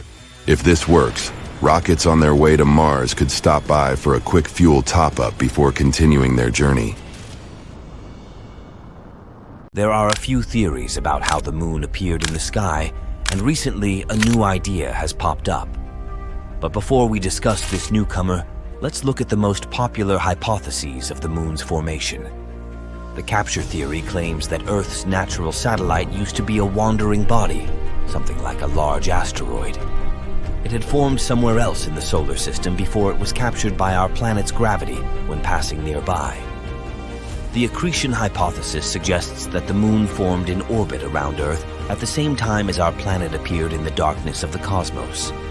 Then, there's the fission theory that says that at one point in its development, Earth was spinning so fast that some of its material broke away and started to orbit the planet. And the giant impact theory, which is the most popular these days, claims that the moon formed during a collision between Earth and another hypothetical planet called Theia, which was way smaller, probably the size of Mars. The resulting debris collected in an orbit around Earth and formed the moon. And now, let's move to the new theory you've been patiently waiting for. According to it, our satellite might have formed immediately, in a matter of hours, after the collision between Earth and Theia. The material from the two planets was likely launched directly into Earth's orbit right after the impact. It formed the moon and left traces deep inside Earth. In previous scenarios, Theia's remains were thought to have been scattered all over space, mixing with just a bit of the material coming from our own planet. But then, why do we see such shocking similarities between the moon's and Earth's compositions? Could it be that Theia was isotonically and chemically similar to Earth? Unlikely. But according to the new theory, more material from Earth was used to create the moon, its outer layers in particular. It might explain this similarity in composition. One more theory also tries to explain this mysterious similarity, the synestia model. According to it, our satellite formed inside a swirl of vaporized rock left by the collision. But this theory can't explain the moon's current orbit. The new single-stage theory does offer us plausible explanations for both the similarities in composition and the orbit of the moon. It might also provide us with some answers to previously unsolved mysteries. Since this scenario puts the moon into a wider orbit and gives it an interior that is not fully molten, it can explain the satellite's tilted orbit and thin crust. In any case, to confirm one of these theories, we need to analyze future lunar samples that will be brought to Earth by NASA's upcoming Artemis missions. Scientists will be able to get their hands on some material from deeper beneath the moon's surface and compare if real data matches these simulated scenarios. In the past, the Apollo missions already brought back about 1/3 of a ton of rock and soil from our satellite. These samples showed that Earth and the Moon had some remarkable chemical similarities. They could only suggest one thing. These space objects had a linked history. If the Moon had formed elsewhere and been captured by our planet's gravity later on, its composition would be very different from that of Earth. But if the Moon had been created at the same time as Earth, or if it had broken off our planet, the type and proportion of minerals on the Moon would be the same as on Earth. But they are a bit different. The Moon's minerals contain less water than their terrestrial counterparts. The satellite is also richer in materials that form rapidly at high temperatures. That's why the most accepted model of the Moon's formation these days is the giant impact model. Meteorites coming from the Moon are a great source of data for studying the origins of our satellite, too. They can tell us even more about the Moon than Apollo samples, all because such meteorites come from all over the surface of the Moon. Meanwhile, Apollo samples were collected just in one place near the equator, on the near side of the Moon. Technological progress does not stand still, and over the past decade, the resolution of images of the lunar surface has improved greatly. Many pits have been discovered on the surface, and some of them are really impressive in size. The largest are hundreds of feet deep. However, technology is not yet advanced enough for us to study the bottom of such pits in detail. That's why a recent discovery is surprising. It turns out that huge pits can extend deep into the rock of the Moon. It's a groundbreaking discovery. Let's figure out why. So look at this giant underground cave. Leonardo Carrere and Lorenzo Bruzone from the University of Trento were thrilled to finally confirm the existence of such structures on the Moon. They analyzed images taken by the mini RF instrument on board the Lunar Reconnaissance Orbiter in 2010. The original images didn't have excellent resolution, so the authors had to do a huge amount of work, using modern data analysis and modeling techniques. But first things first, why does it all matter so much? Well, instead of building homes on the surface of the Moon, we might be able to live inside these natural caves. They could offer protection from dangerous things like harmful space radiation, extreme temperature swings, and even meteorites. According to planetary geologist Wes Patterson from Johns Hopkins, even though we'd still have to bring materials from Earth to make those caves habitable, using them would be a lot easier and cheaper than building bases on the surface. Based on the collected data, the cave is about 150 feet wide and up to 260 feet long, which is just a bit smaller than a football field. It's located in a deep pit called the Mare Tranquillitatis Pit, which likely formed when an ancient lava tube collapsed. Although the Moon has no active volcanoes today, billions of years ago, its surface was covered with lava that flowed through valleys, carving out these tubes below the surface. Over time, some of the lava tubes became unstable and collapsed, creating pits like the one in question. NASA's Lunar Reconnaissance Orbiter, LRO, has already found more than 200 of such pits on the Moon. It means there could be hundreds of hidden caves waiting to be explored on our satellite. When publishing their findings in Nature Astronomy, the researchers suggested that the caves could offer future astronauts a safe place to live and work, protecting them from the Moon's extreme conditions. And extreme they are. One of the biggest challenges of living on the Moon is its temperatures. The lunar surface gets extremely hot during the day, reaching about 250 degrees Fahrenheit, and then the temperature drops below minus 200 degrees Fahrenheit at night. But inside the caves, the temperature could stay much more consistent. A separate study done in 2022 used computer simulations to predict that some of those caves could maintain a comfortable temperature of about 63 degrees Fahrenheit. Much easier to manage, right? Unfortunately, getting to the caves won't be easy. The Mare Tranquillitatis Cave is over 400 feet below the surface, at the bottom of a steep slope covered in loose debris. It would take some clever engineering to get up and down that slope. The options could be using jetpacks, a lunar elevator, or some other kind of technology. We must find a way to transport astronauts safely. There's also a lot more to discover. Radar technology could help scientists find even more caves and lava tubes on the Moon. In the future, a spacecraft with higher resolution radar could even map the insides of the pits that LRO has already found. According to the researchers, this kind of complete survey could help them figure out the best locations for future lunar bases and other explorations. And there's another potential bonus. Those caves could contain water. Scientists have already found frozen water on the moon, under the surface, and in permanently shadowed craters. Tiny amounts are also scattered across the lunar dirt. Water is a critical resource for any moon base, and finding it in the caves could make the idea of living there even more realistic. All in all, this discovery could be a game changer for lunar exploration. Living in natural caves on the moon might be a more practical and safer option than building something on the surface. It could also bring us one step closer to making the moon a place where humans can live and work for the long term. Soon we might start constructing loads of stuff on the moon. All because India's moon mission has recently detected sulfur near the moon's south pole. This chemical element can come in extremely handy for creating infrastructure on our satellite. It's the first time this chemical element has been discovered on Earth's natural satellite. This sought-after element is mostly found near Earth's volcanoes.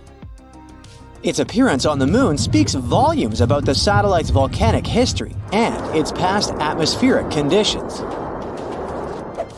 The mission's rover detected this chemical element less than a week after touching down around 70 degrees from the moon's south pole on the 23rd of August, 2023. This historic landing on the lunar surface made India the fourth country to safely land a mission on the moon. It's also the first spacecraft to touch down so close to the south pole of our satellite. It's an area of strategic importance because it's believed to be home to deposits of water ice. If it turns out to be true, future missions might be able to harvest it and turn this water ice into drinking water or even rocket fuel.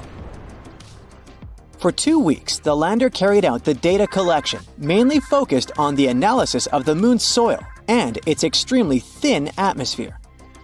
Meanwhile, the solar-powered Pragyan rover started its quest to find frozen water on the moon. As for the lander, it demonstrated another amazing feat on the 3rd of September. The spacecraft fired up its engines and lifted itself for about 16 inches into the air. Then it made a tiny hop to land 12 to 16 inches away from its original position. It's kinda a big deal. Being able to get a lander back off the surface of the moon is essentially for future missions, showing that they can safely return soil samples or even astronauts back home after a lunar mission. In September, the Indian spacecraft was put into sleeping mode. The 14-day-long lunar night was approaching, and the spacecraft wasn't designed to collect scientific data during this period of time. So far, we've learned about a few major findings of the mission. One is related to measuring the temperature of the moon's topsoil at different depths. Intriguingly, the surface of the satellite in that region turned out to be hotter than expected. It was believed that the temperature could be between 68 and 86 degrees Fahrenheit on the surface, but it was around 158 degrees Fahrenheit, way hotter than it should be. The other discovery indicates the presence of several chemical elements, including oxygen. Besides, the data received from the spacecraft confirms the presence of aluminum, calcium, iron, titanium, silicon, and other chemical elements on the lunar surface close to the South Pole. The rover also used special instruments designed to measure quakes and rumbles beneath the lunar surface to detect some seismic activity. It brings us back to the sulfur detected thanks to the rover's spectroscope. Scientists are currently working on figuring out whether this element formed on the surface in a natural way or whether it's the result of volcanic activity or a meteor strike. Another astonishing thing found on the moon is a rock, and it may be the oldest known Earth rock. A 0.7-inch wide chip included in a large rock collection brought to our planet by Apollo astronauts might actually be a 4 billion-year-old fragment of Earth. This finding could help us paint a better picture of the intense pounding early Earth got at the dawn of its life. It could go like this. Soon after the rock formed, an asteroid impact might have blasted it from Earth. At that time, our planet's satellite was 3 times closer to Earth than it is today. The collision was so powerful that this chunk of terrestrial rock found its way to the Moon. Later, this fragment got engulfed in a lunar breccia, a motley kind of rock.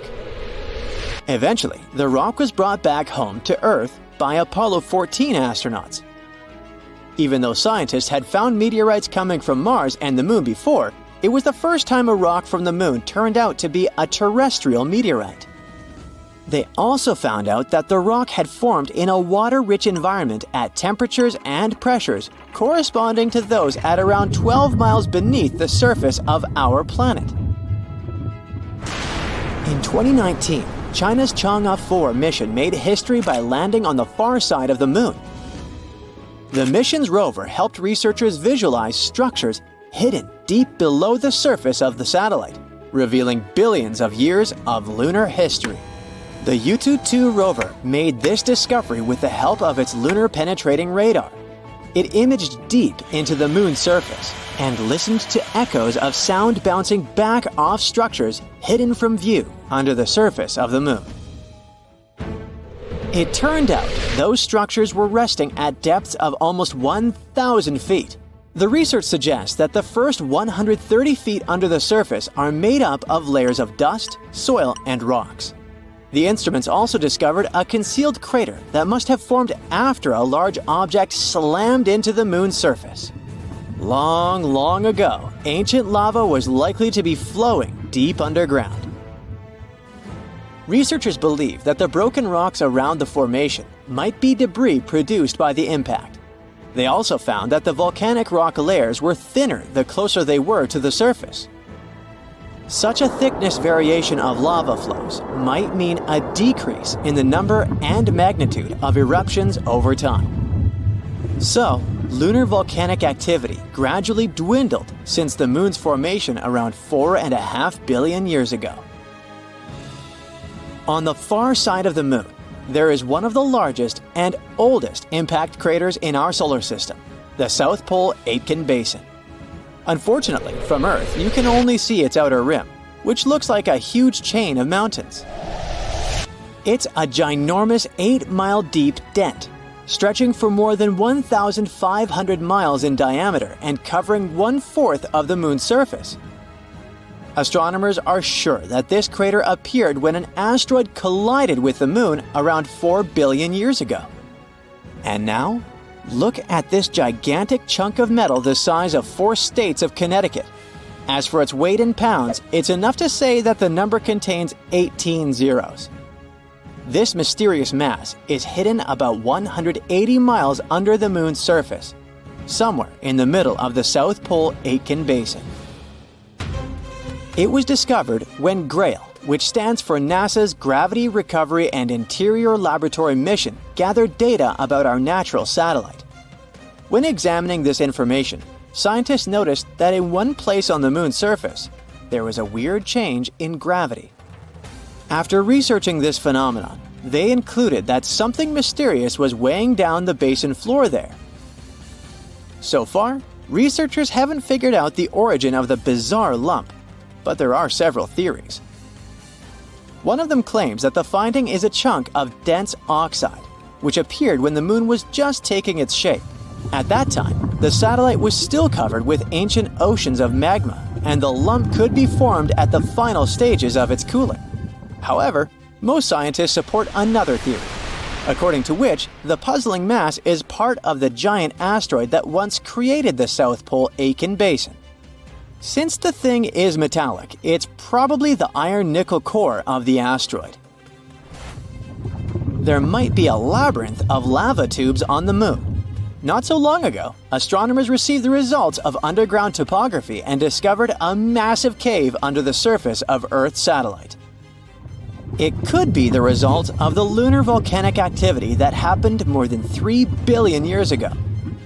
Streams of lava hardened, creating a thick, hard crust on the outside. But inside, it kept flowing, melting the rock and creating tunnels and caves.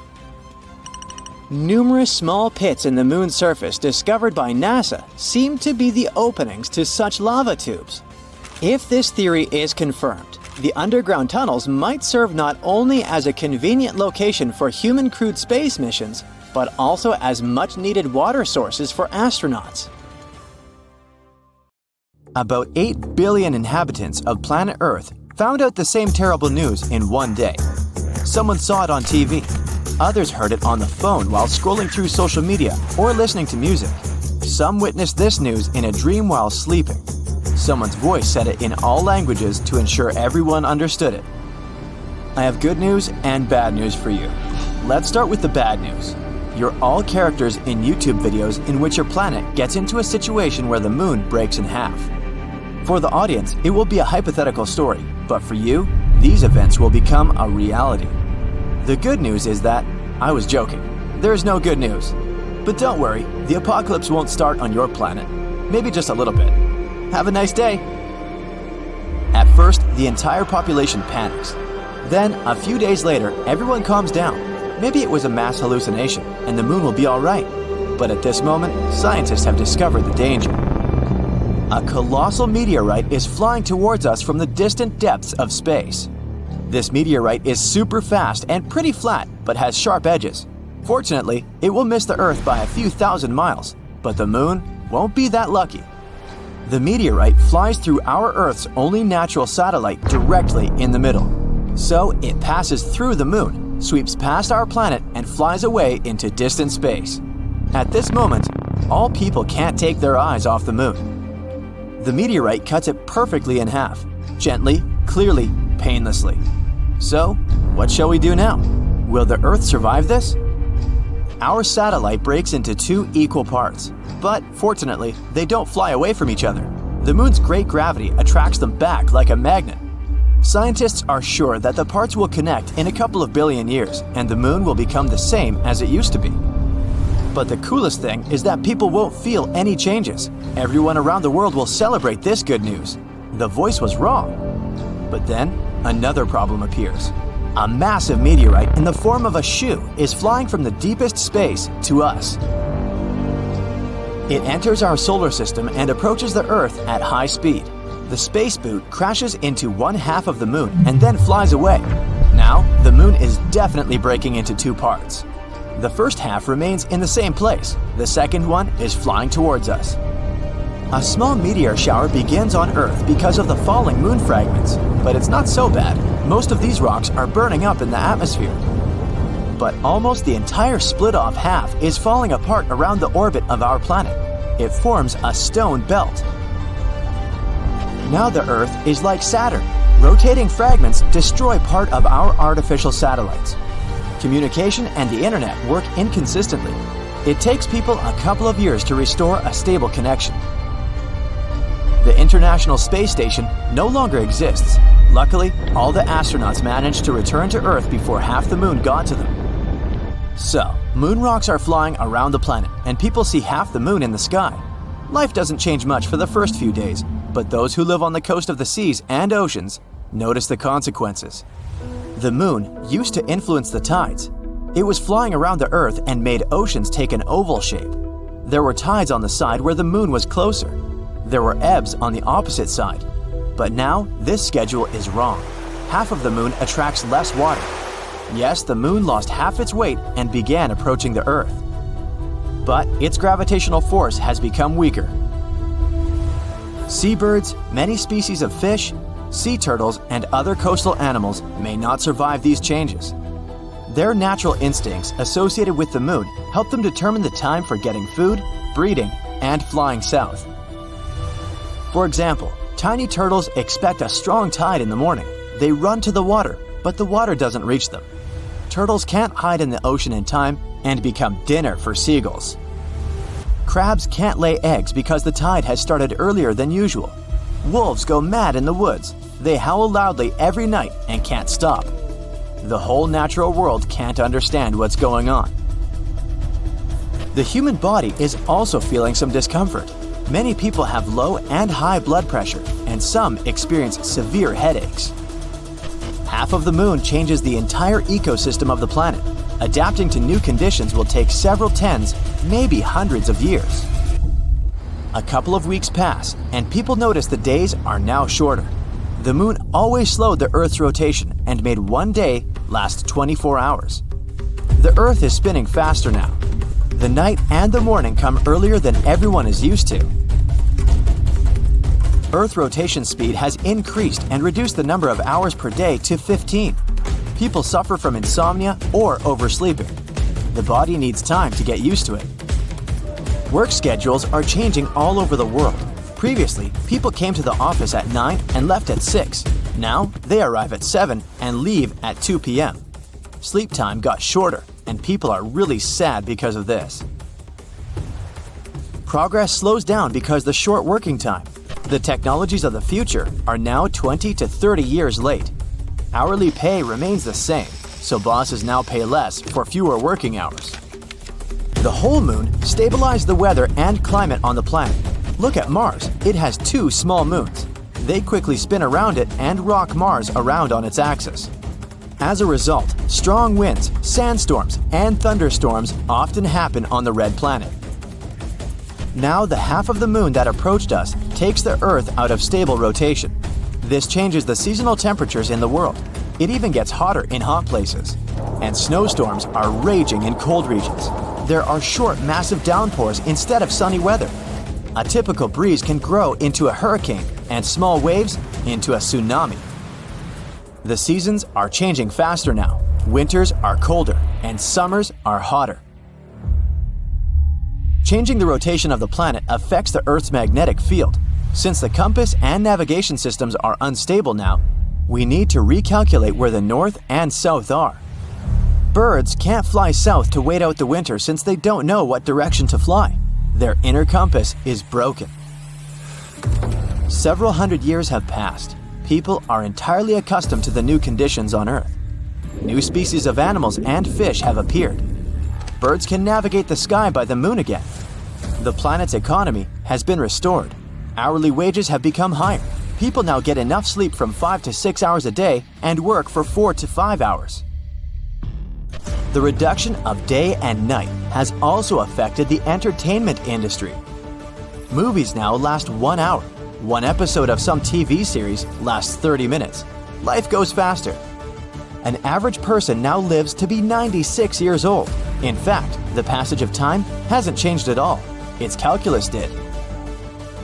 Several thousand years have passed. People look different now. Now they have big eyes that absorb more light.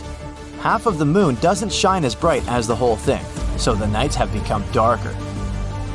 It took the human eye a couple of thousand years to develop the ability to see clearly in this new dark. Animals need to navigate better in these conditions, so their eyes have become larger and more sensitive. During all this time, people have cleared the orbit of moon rocks. Several space stations fly around our planet. And again, people hear this strange voice that once told them that they were all characters in one hypothetical YouTube video. This time, the voice says, "Your story ends because the video ends. I'm sorry. Good night." TRES 2b is a planet where night never ends. And it's not your regular night with stars shining in the beautiful skies. Here, it's pitch dark and scorching hot. TRES 2b is a gas giant, roughly 1.5 times more massive than Jupiter, and its surface absorbs light better than charcoal. It might also have a faint dark red glow because of its burning air, which is as hot as fresh lava. Lovely. In the star system of 55 Cancri, there are 5 planets, 4 of which are gas giants similar to Jupiter and Saturn. But the 5th one, or rather the first, because it's closest to the star, is different in a most horrible way.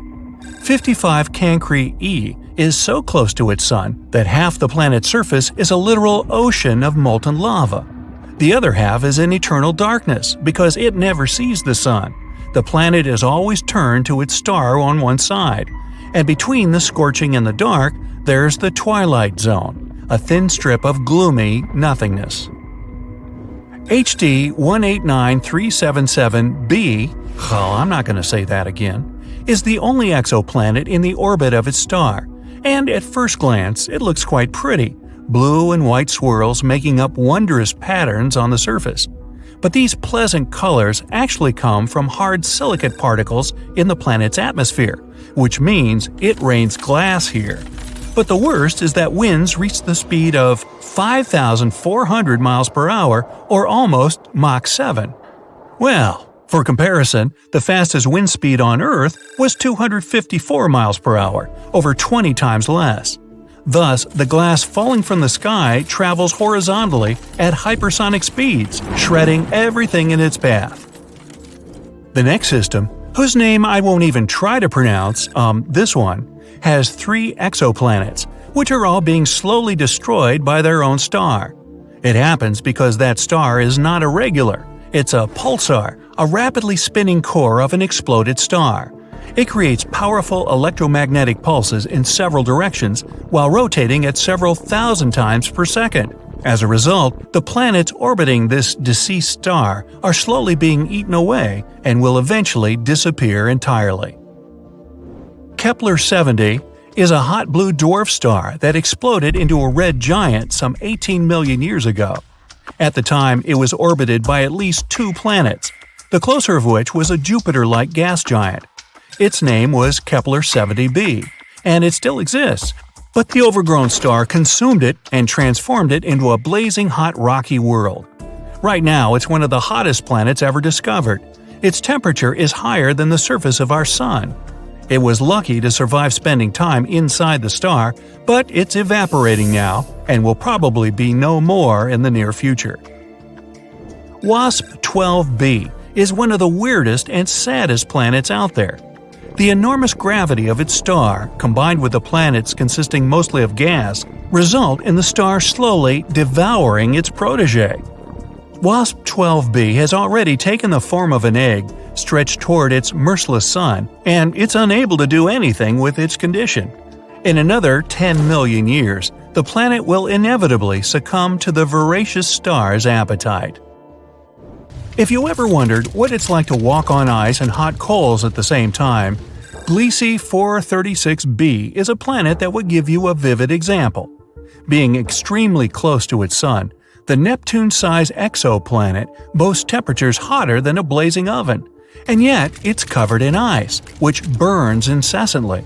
This ice is much denser due to the enormous gravity of the planet, staying solid even under extreme conditions and not melting away. No list of frightening worlds could do without mentioning Venus, the Earth's evil twin. The second planet from the Sun has an atmosphere so thick and full of clouds that its surface is much hotter than that of Mercury. Volcanic eruptions constantly thrash Venus. Its gravity is almost 100 times stronger than ours, and those clouds I mentioned are not made of water but of sulfuric acid, which condenses and rains down on the ground, adding to the inferno. But even if you were brave, or crazy, enough to try to pass through these clouds, you probably couldn't. The winds up there are as strong as some of the most powerful hurricanes back on Earth. Here we have a very long name for a very, very cold planet. Although the host star is not too far away, it's a small and rather cool red dwarf, whose light and heat barely even reach the planet. The temperatures out there fall as low as minus 370 degrees, which is only marginally warmer than absolute zero.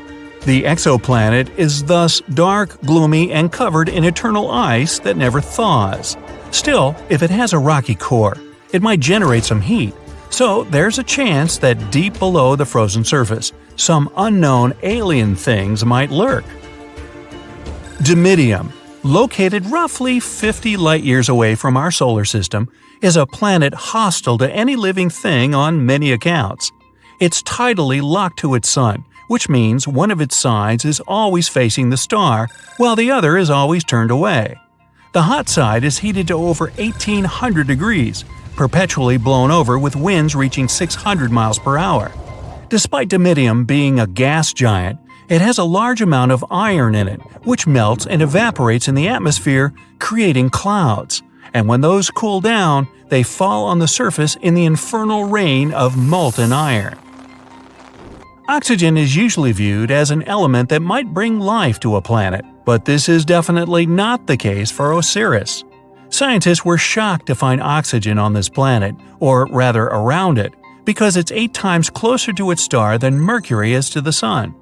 This extreme distance makes Osiris a living melting pot, where anything that could burn will. It's also responsible for a very short orbit of the planet around the star. A year on Osiris is just 3.5 days on Earth. To boot, the atmosphere of the planet is constantly blown and melted away by the heat from its sun. Karat XO 3b is neither as hot nor as cold as some of the others on this list, but it's terrifying in its own more insidious way. It's a gas giant similar in size to Jupiter, yet 20 times denser. This makes this exoplanet's gravity weigh down on everything on its surface 50 times more than it would on Earth. Stepping on it would be your ultimate doom, because you'd be immediately crushed by the density of its atmosphere. Karat 7b is another oven-like world. Its day-to-day temperature is over 4,000 degrees. Combined with the rocky surface, it presents an infernal landscape.